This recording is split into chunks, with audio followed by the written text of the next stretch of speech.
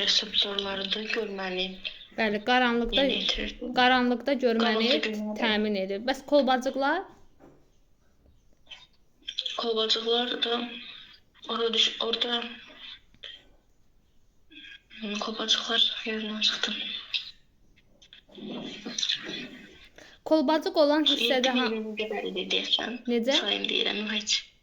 sayı nə qədərdir kolbacıqların? 7 milyon. 7 milyona qədər kolbacıqlar. Bəli, bəs çöpcüklər nə qədərdir? Ondan az idi. 7 milyon kolbacıqdır. Yox.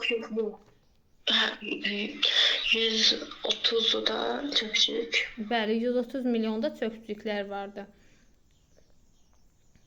Kolbacıq nə üçün idi? Unuttum. Kolbacıq da işıqda görməni təmin edirdi. Çöpcüklər qaranlıqda görməni təmin edir. Kolbacıqlar da işıqda görməni təmin edirdi.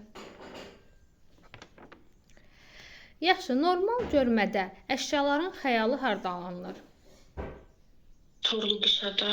Bəli, torlu qışada. Bəs uzaqdan görmə zamanı? Ağlı. Yox. Uzaqdan görmə. Damarlıda. Yox. Bax, normalda əşyaların xəyalı torlu qişanın üzərində alınır. Bu uzaqdan görmə, yaxından görmə zamanı artıq torlu qişadan ya öndə alınacaq ya da arxada.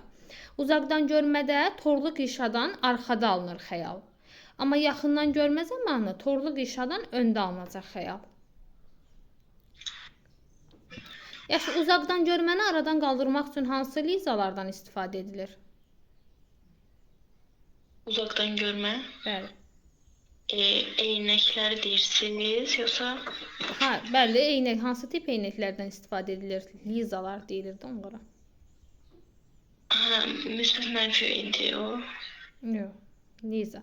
Uzaqdan görməni aradan qaldırmaq üçün toplayıcı linzalardan istifadə edilir. Bunlar müsbət dioptriyalıdır. Yaxından görməni aradan qaldırmaq üçün səpici linzalardan istifadə olunur. Bunlar da mənfi dioptriyalı eynəklərdir. Linzalardır.